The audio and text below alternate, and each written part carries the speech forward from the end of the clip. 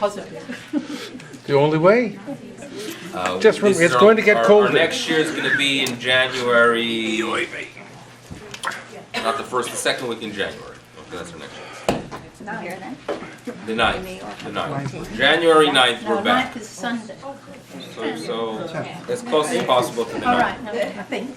Oh, no. Vayeishev Yaakov, page 198. Page 198. We're familiar with the story. We're familiar with the story of Yaakov and his children. And we are introduced to the concept of the Jewish family having internal issues and bringing about problem to themselves on page 198. We know the story of Yaakov, who has a favorite child, and it is perhaps fine to have it, but no one's allowed to know that you have a favorite child. It is perhaps to feel it, but you have to deny it day in, day out. That's what obviously my mother does, right? And you do have a favorite child, but you deny it, and you claim it to love all your children the same. But Yaakov makes a mistake. I would not have the chutzpah to claim that he made a mistake, but the rabbi said he made a mistake. And he goes ahead and he has this son Yosef, and he gives him this striped tunic. And there are different images of what it is exactly. If you want, you can imagine like a captain that has 4 stripes walking onto a plane. But whatever it is, he gives him this garment of symbol. The brothers are jealous. And Yosef has these dreams, and he shares it with his brothers, and they hate him, and they want to kill him, and they sell him. And just to mention again that today's shir is also sponsored by Molly and Arthur Kaplan. Okay, Molly, you hear this? And it's to commemorate the yahrzeit of Molly's father, Velvel Ben Shalom Kleiner. So we do thank you from this side of the Mechitza for the sponsorship. So this is the story of Yosef that you are all familiar with. Okay, and a lot in the Parsha, because after Yosef is sold to Egypt, we have the story of Yehuda. Yehuda having children, losing a wife, having a relationship with Tamar, not knowing it's her, and then 2 children are born, and they are the future of the tribe of Yehuda, a very, very significant one. And then we have the story of Yosef again, back in Egypt, and we have him having to deal with the wife of the master, she making a claim, she complaining to the husband about Yosef, trying to make a move at her, and odds are the husband did not believe her, but odds are he did not believe, Potiphar did not believe his wife, but, if the wife drays a cup enough, he has to do something. So he throws him into jail, and in jail itself, he has success. Incredible story there with the dreams as well.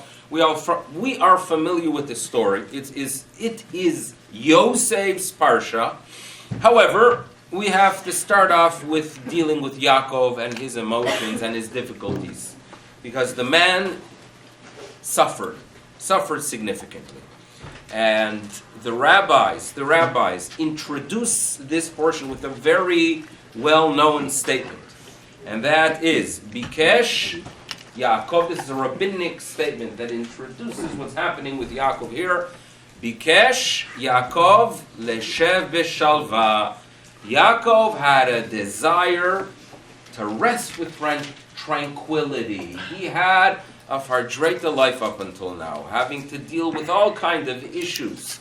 The difficulties of running from his brother, dealing with his father-in-law, dealing with his wives, his children. He had a lot of things that he had to deal with up until now. And finally, right, Bikesh Yaakov leshev b'shalva. He wanted retirement, right? It wasn't Florida, but it was retirement for him. Did it work? Kafatz alav. What jumped upon him? Rugzo shel Yosef. These events with Yosef jumped upon him, and there goes his tranquility. There goes his relaxing retirement. Now, the image you get from it, right, is the following image that Yaakov Avinu wants to settle with tranquility. He wants a night where everything is quiet, things are good at home, he makes himself a nice warm tea, or perhaps even a glass of wine, and you sit down by the couch, turn on a TV, watch your favorite relaxing program, or perhaps turn on some relaxing music, or perhaps open a text that's relaxing, and then suddenly you hear a boom and a pipe burst. A pipe burst and there's a flood. And there goes your tranquility. Because you have to, for the next few hours, you're going to be dealing with mopping up. Bikesh, Yaakov, Leshev, Bishalva. That's what the rabbis seem to tell us. Kafatz alav, Rogzo shel Yosef. Now, the problem with the analogy is that this is not a person who tried to just keep things calm, and then suddenly, out of nowhere, this issue with Yosef develops. Out of nowhere. This is not the case. If you want to compare it to anything, you could compare it to indeed an individual who wants to relax at home. But what he does is that he opens his back door, and the neighbor has a bulldog, and he starts whistling, right? And he starts putting a trail of meat, and he brings the bulldog into his home. You're not going to go ahead and say that kafatz alav rogzo shel bulldog. He invited the problem. And what am I saying, basically? Did Yaakov just out of nowhere have to deal with the crisis of Yosef? He caused it. Let's be honest here. Kafatz, again, the rabbis use a language. Out of nowhere, kafatz alav, rogzo shel Yosef.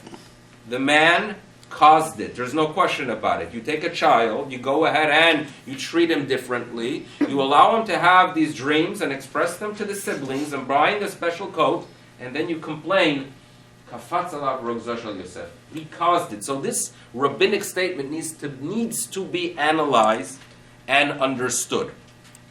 Okay, but let's first start off with the parsha itself, and let's analyze number one, the first verse. Vayeishev Yaakov yashav, settled, be'eretz, in the land. Now you would expect us to tell us, if indeed the verse wants to share with us that he settled where his father lived after so many years in being in different areas, in being in Haran, in being in the north in Shechem, and suddenly now he's in the, he's back to Hebron. So if the text wants to express to us that he lives where his father lived, you would expect the text to say, Vayeshev Yaakov be'eretz yeshivat aviv. Or, if you want to use the word lagur, fine. So it should have been Parashat Vayagar Yaakov be'eretz migurei aviv. But here, obviously, the text is telling us that there is something different about Yaakov's attitude when he is living there. Because Yaakov is Vayeshev Yaakov. His father, more permanence. His father, on the other hand, be'eretz, in the land where his father was only megurei. He sojourned. He did not have that permanence. Be'eretz Canaan. So what's happening here? So this verse is indicating that Yaakov Avinu wants something very different than his father.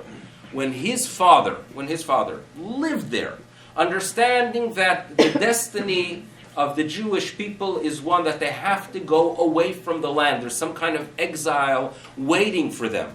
And Yitzchak, his father, knows it because it was something that Avraham Avinu was told by the Almighty, that before they inherit and settle in the land of Israel, they're going to go through an exile. So the father, Yitzchak, is aware of it, and his attitude was, I live here now, but it's a megurei, it is something that I am a ger here. For the time being, I am indeed in the land of Canaan, but I know I will have to leave. Yaakov has a very different attitude. Yaakov believes, I went through enough. It is time to settle here. Now, to settle in the land of Israel, meaning exile coming to an end, we always are aware of the fact that when exile comes to an end, there has to be some personality. There's a movement of Israel fulfilling its mission.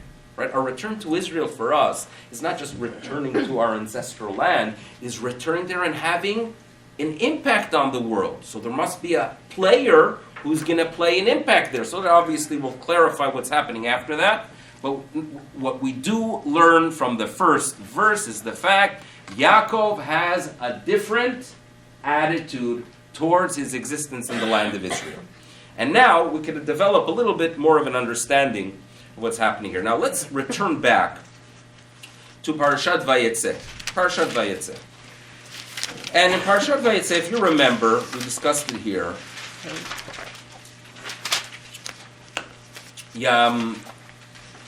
Yaakov arrives, and the first words he communicates in exile. Okay? He meets these, it's on page 148. And he communicates with these shepherds, and he tells them, you should know, this is in verse 7. He said to them, look here, the day is still long. Why are you guys sitting around here by the well? You still have work to do. And he says to them, and again, these are the words where his personal exile begins. And he says to them, Lo it is not yet the time of he'asef hamikneh. It is not yet the time to bring the livestock in. He'asef. It is not the time of he'asef. So what really begins Yaakov's exile? I would say this word, not yet the time of gathering. Asaf is a key word, by the way, for the redemption of the people of Israel. Remember in Mexico, the name of the shul, you can learn a lot from names of shuls, right? Right? When it's called, Anshe Shalom, you know that it was a breakaway. There's a lot of things you could learn from shul names. So the name in the shul of Mexico was Nitchei Yisrael. Nitchei Yisrael sounds like a good name for a kehillah. And it comes from a verse in Yeshayahu, that a day will come, V'nasa nes lagoim, HaKadosh Baruch Hu is going to lift a banner to the nations. Because the Jewish people, we are a banner, we represent something. And what's going to occur then is we're going to return to the land of Israel. Ve'asaf nitchei Yisrael. There will be an asifah. The time of redemption is the time of asifah. Another word, and there are many, many cases. In Micha we are told. Bayomahu Neum Hashem, God tells us that I'm going to take the people of Israel who are like lame individuals. It's a limping nation. A limping nation.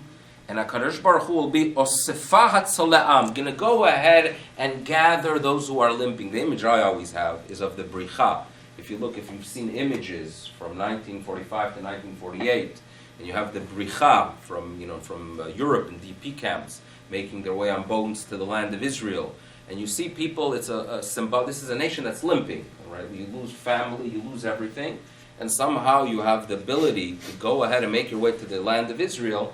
This is being osef and asifah of the tzolah, people that are basically lame, limping, and somehow are able to make their way home. Key word is redemption for the people of Israel is asifah, right? Wonderful, a very inspiring word at the right time. And now, when does Yaakov feel, you know what? It's time to go back. When does he have the first indication? It takes time. Getting back to Israel takes time, right? Not just the paperwork, but it takes time. But what was the sign for Yaakov? You know what?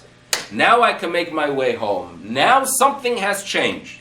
So obviously, you're going to turn to page 150, here we go, 156. 156, verse 23, and if the beginning of his exile is not the time of Ehasef, so then, in verse 23, where Rachel gives birth, Rachel, Yaakov's favorite wife, Vatar vateled ben, Vatomer, what happens? Asaf, Elokim, et Herpatish. He has an Asaf. He has an Asaf. Next verse 25. Vayehi. After you have Yosef, Mr. Asaf, the ingathering fellow. Vayi kasher. That's it. Vayi kasher yalda Rachel et Yosef. So then, Vayomer Yaakov el Lavan shalcheni ve'elcha el mekomi el artzi. It's time for me to go. We have Asaf. I have a sign of ingathering. So you know very well how is Yaakov viewing the son Yosef, not just as a favorite son, but the son that will really bring people back. Messianic era, a messianic figure he is in the eyes of the father, and it is very clear. He sees something about him. And when he has these incredible dreams of everybody turning to him and worshiping him, the father is waiting. He's waiting. This is Mr. Asaf. This is the Yosef, is a messianic figure. So that's what's happening here. So now we could return back to our parsha. And there's something very interesting about messianic figures or messianic movements. Now, messianic movements, by the way, don't always have to be based on an individual. It could be an attitude of many people. It's interesting to note that when we were in Washington in the summer, so we had the tour of the Capitol Hill. And they like noting the fact that when the Capitol was designed in the beginning of the 19th century, the center of Washington was not the White House. The center of Washington was actually the Capitol. Capitol Hill was supposed to be the center. And our historians argue that the earlier presidents were not as powerful as the Senate and the House of Representatives. Capitol Hill was the powerful one. And it was considered, and again, if you look at this idea, it's a messianic idea that you give people a voice, that you have a democracy, values of peace, we are a light to the nations. This is many of the themes that are Jewish were adapted by the founding fathers of the United States. And, it's interesting that there was a French, they call him a historian or a French political science. His name was Alexis de Tocqueville. And he commented, for him, studying the United States was shocking. And he writes, just to share with you, that you should know, this idea that the U.S. has this ability of transferring power from an individual to an institution, he said that works well. But in his mind, if the Union's existence were constantly menaced, and if its great interests were continually interwoven with those of other powerful nations, one would see the prestige of the executive, meaning of the White House, growing because of what was expected from it and of what it did. The idea is, for him, it's a foreign concept. You take away the power of an individual. We always know that sovereignty is a powerful king, right? You have a Putin. That's how you run a country, right? You have a Louis the Louis the IV, Louis the V, Louis the VI. You have someone who is going to take control of a country, not that you hand it over to an institution. And he was obviously right, because as time moved in the United States, as things moved forward, power was given to an individual. But nevertheless, the concept of a Messiah doesn't always mean a person. It could be a movement, a way of thinking. And with that, it's in the, if you remember, go back briefly to 1993, 1994, 1995. Okay, can you have a way of replacing yourself? Those were difficult times in Israel, in the state of Israel. Why were they difficult times? This is right after the Oslo Accord, September 1993. And there's a lot of tumult in Israel, and there's tumults in the Jewish communities throughout the world.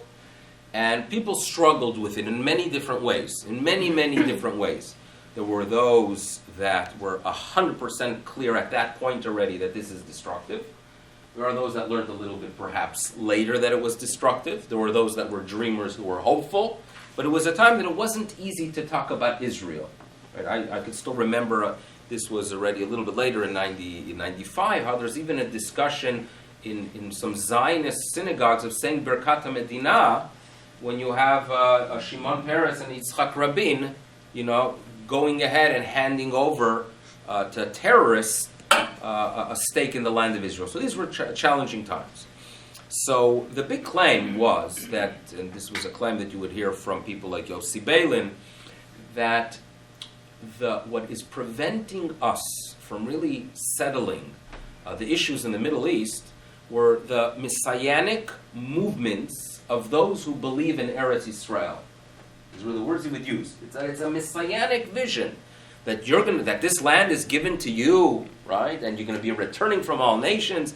These messianic visions are what is basically preventing the peace from taking hold. So there's a magnificent article written in the Jerusalem Post at that time responding to it. And the author writes the following, that you should know that when you talk about being blinded by messianic ambition, so he tells us that you should know Shimon Peres and Yossi Beilin, the architects of the Oslo process, operated on the assumption that precisely such a messianic period has already arrived for resurrecting a financially and politically bankrupt Arafat from the dustbin of history. They assumed that he could be forever grateful and embark on a path leading to peace. Meaning, who's messianic here? You're saying that the religious Zionists are messianic? The truth is, you guys are messianic. To believe that, yes, we're in a new era of peace and Arafat is suddenly going to be a lover of peace and we're going to live happily ever after. Those are the ones, this was a very powerful and a point that's one thing, those are the ones that are messianic. That's what he notes. What's interesting about failed messiahs, now failed messiahs could be the Oslo Accord. Failed messiahs by Kedui could also be secular Zionism. That you're going to go ahead and create a new Jew, right, that is not linked at all to his past, not linked to his history and to its values, but a new Jew is going to be created. Secular Zionism is a false messiah. It didn't work. It simply did not work. It's not going to work. We are believers, right? I have your players with Mizrahi, so I have to be very careful. But the fact is, we are believers that what we have to do is take that empty secular Zionism and infuse it with religion, right? That's what people like Rav Kook believe, right? That's what anyone who is mindful of the realities believes. That this is what we have to do. We have to infuse it with Torah values. But secular Zionism is a false messiah. Now let me tell you something about false messiahs. False messiahs are viewed as a future salvation, but they are the ones that bring about the destruction. Meaning when you go ahead and start worshiping this false messiah, it's not just that he's going to disappoint you and you're going to be able to move on. The false messiah that you're going to bank on, that you're going to bet on, is going to turn around and bite you. It's going to go ahead and you're going to go ahead and deal with it. It's going to jump out in your face and punch you in your face and cause you a lot of pain. This is the reality of things. Oslo Accord was a false messiah.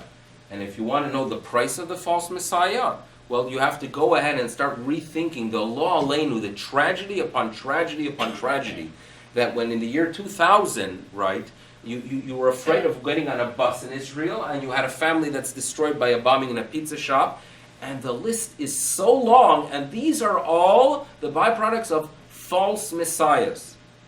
That's a reality. That's how they work with false messiahs. And by the way, it unfortunately doesn't relate only to false messianic movements.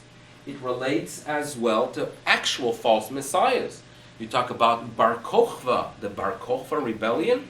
Many believe a charismatic individual, one that could lead in battle, inspire people.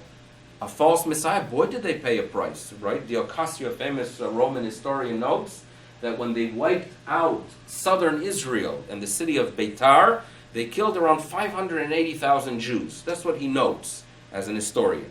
And the whole southern Israel becomes a territory where Jews simply did not exist there.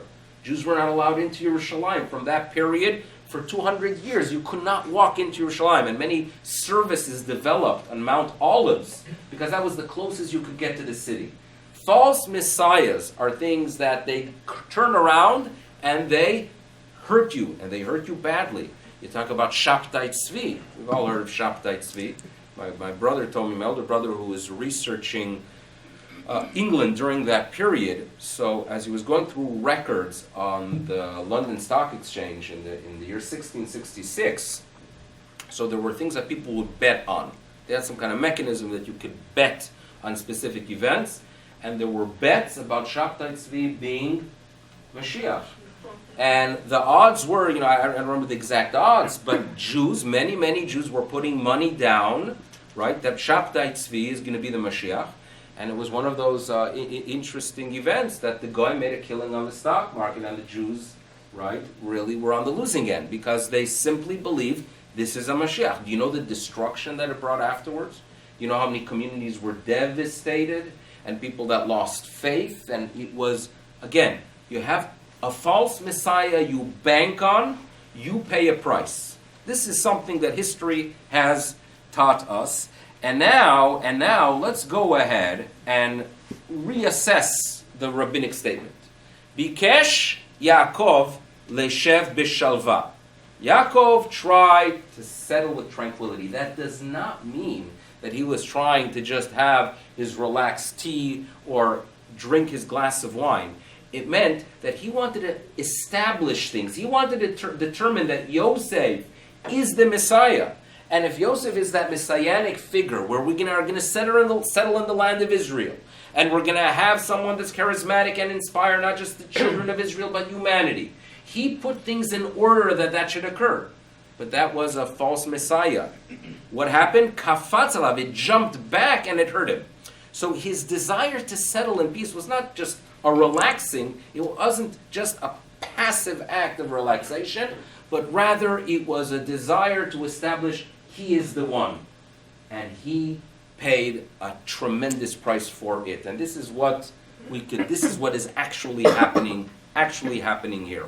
We still have in our tradition, by the way, a concept of a Mashiach ben Yosef, indicating that there was something there that Yaakov saw that did exist, right? And Mashiach ben Yosef is different than Mashiach ben David. Mashiach ben David, we understand it's a person, but on the other hand, Mashiach ben Yosef could indeed be a movement. And it could be that Zionism itself, which brought people to the land of Israel, right, and took a nation and returned them home, where you have the largest Jewish community in the world in Eretz Yisrael, first time in 2,500 years. It is possible that that movement is a Mashiach ben Yosef. We obviously know that things are not finished and things are not done until we have the final Asifa. But you have to remember one more thing. Tisha B'Av. Tisha B'Av, a dark day, and we have a reading of a Torah. We have the reading of a Torah, and then in the morning we have a reading of a Haftorah as well. Now here we have the opportunity. The words of prophets, right, the bulk of the words of the prophets are very critical of the people of Israel. And there are many, many dire warnings. That's what the prophets were good at, right? Warning us what's going to go wrong if we don't do what we're supposed to do. And then we have to choose the right words from the prophets to fit into the Tisha B'Av mood. From all the words of Yirmiyahu, Yeshayahu, Yecheskel, from all the warnings, we have to find the right words that really set the mood for the day. So what we do on Tisha B'Av is that we open up the book of Yirmiyah, and we open the 8th chapter, and the first words we read in the Haftorah on Tisha B'Av is Asof Asifem Ne'um Hashem. I'm gonna either destroy them or bring them in, gather them in hiding. En anavim bagefen, forget about grapes in the vine. En tenim batena, things are going to be desolate and destroyed. But the words that introduce the Haftorah are Asof Asifem.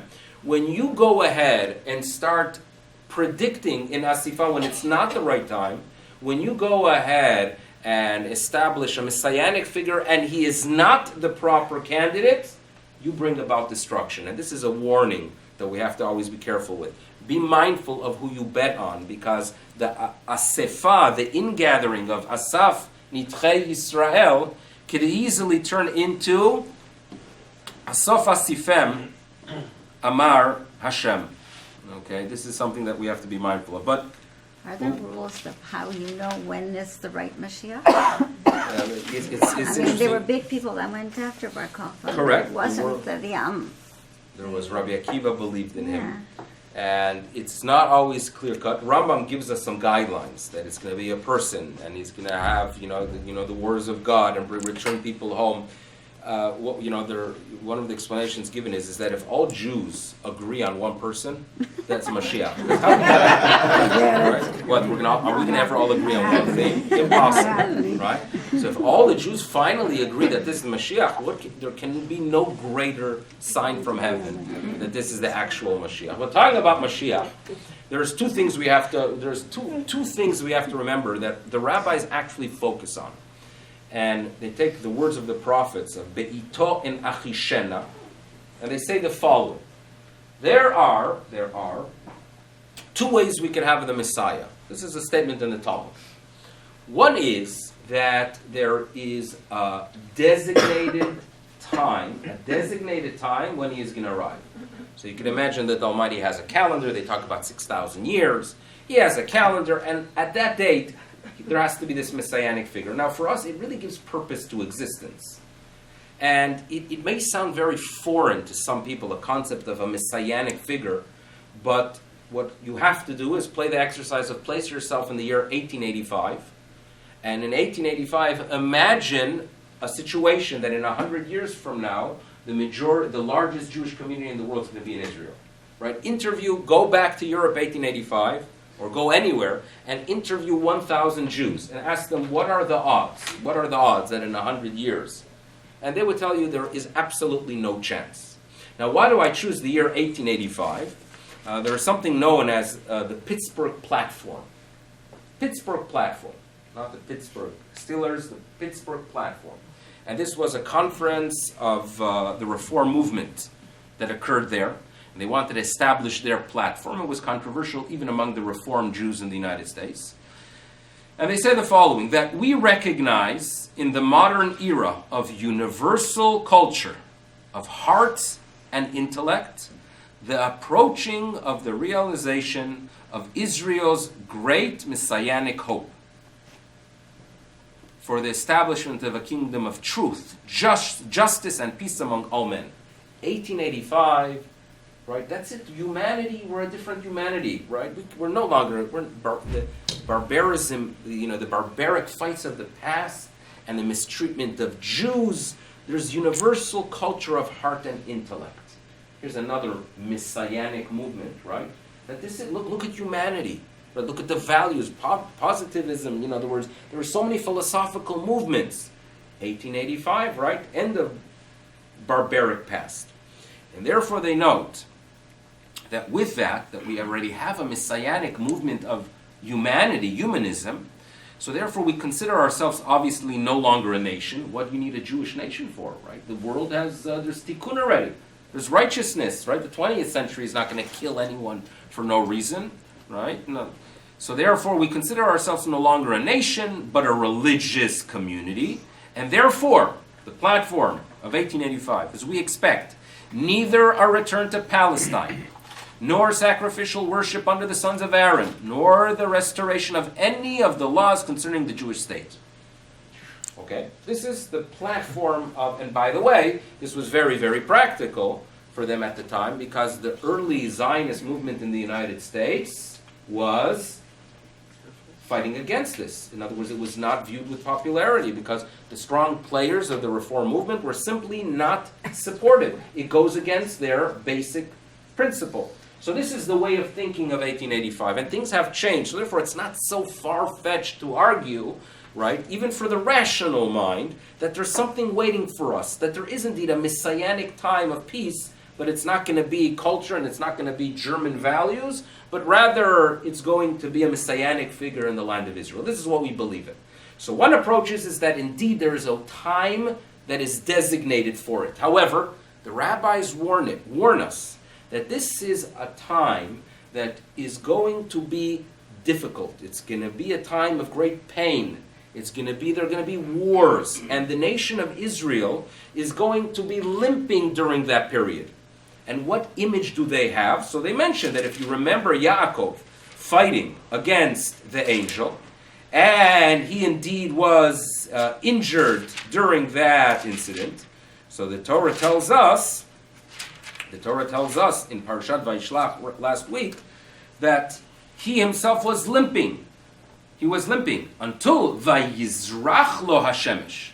The sun will rise, right? The sunrise is a time of light, of hope, right? Vayizrach lo hashemesh. That's, however, the poor guy, v'hu solea al yerecho. He is limping. Okay, and by the way, if you remember one of the verses I quoted from Micha, Bayom Ahu Neum Hashem, there's going to be a time when Osafa, I'm going to gather the Soleah. So this is symbolism. Yaakov's experience fighting the angel, and the fact that he had a zarach, a sunrise, but this is going to be a time that it's going to be difficult. He's going to limp through it. That's the zarach way of the Mashiach coming. And by the way, when the rabbis label the time when the sun rises and sun sets, they call it damdumei chama. The rabbis call sunrise damdumei chama. Dam, what is dam? Blood. There's a redness, obviously, that you see in the sky, but it's also a symbol of blood. So messianic concept comes with it, and then you pay a price. One of the rabbis even said, I'm waiting for it, but I hope not to see it. Meaning the vision, and obviously the 20th century was that period of time. The Holocaust was, with no question in my mind, that damdumei chama. So there is a period of zarach. Now that's one way of the Mashiach coming. There is another way the rabbis tell us, and that is that it could break out earlier than expected. It could be like poretz, something that breaks out, poretz gader, something that breaks through a fence. If the nation of Israel merits, they're going to go ahead and not have to wait until the zarach period comes, which is a symbol of the painful coming, but rather there will be one of breaking through. He's going to poretz. This is what the rabbis tell us. And if this is a portion that deals with Mashiach, we obviously find reference to this when, if you're going to turn to this week's Parsha, on page 212, where after we have the events of Yehudah, and if this is a portion of Mashiach, the Parsha is telling us, yes, Yosef is the hero in this week's Parsha, but if you, Yaakov, are thinking about a Mashiach, it's not Mashiach ben Yosef, it's a Mashiach, a descendant of Yehudah, known as David HaMelech, one of his descendants. But the portion makes reference to the two ways it could come, and that you could find on page 212 in verse 28. So we are told in verse 28, Vahi belidata, Tamar is giving birth to these two children. Vayiten yad, and one puts out a hand, meaning a hand is out. Vatikacha miyaledet, and the midwife goes ahead and puts this red thread, vatikshar al yado shani, and he was technically the one that was going to come out first, the Yetzar Rishon. But as this one drew back his hand, v'hinei yatsa achiv, and suddenly one just comes out at a time that it was not expected. Vatomer, and she proclaims, Ma paratsta alecha, you emerged?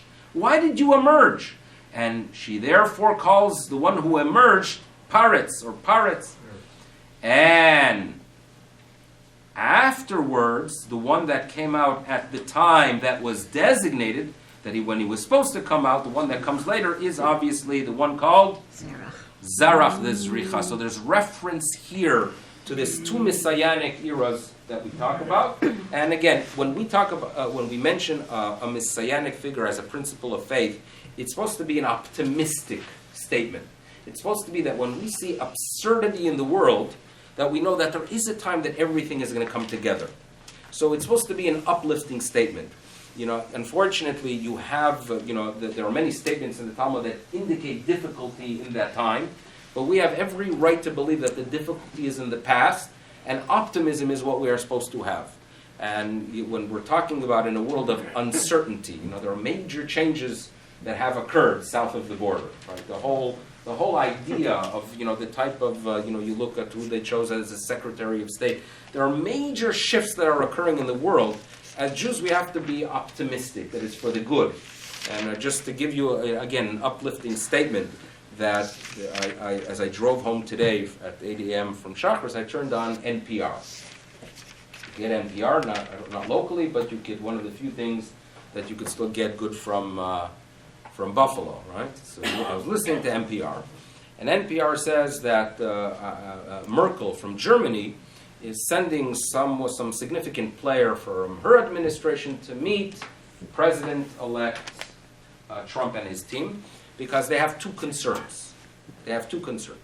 Concern number one is that the Trump administration is too friendly with Putin, so they have a problem with that, which is obviously, there's no question about that.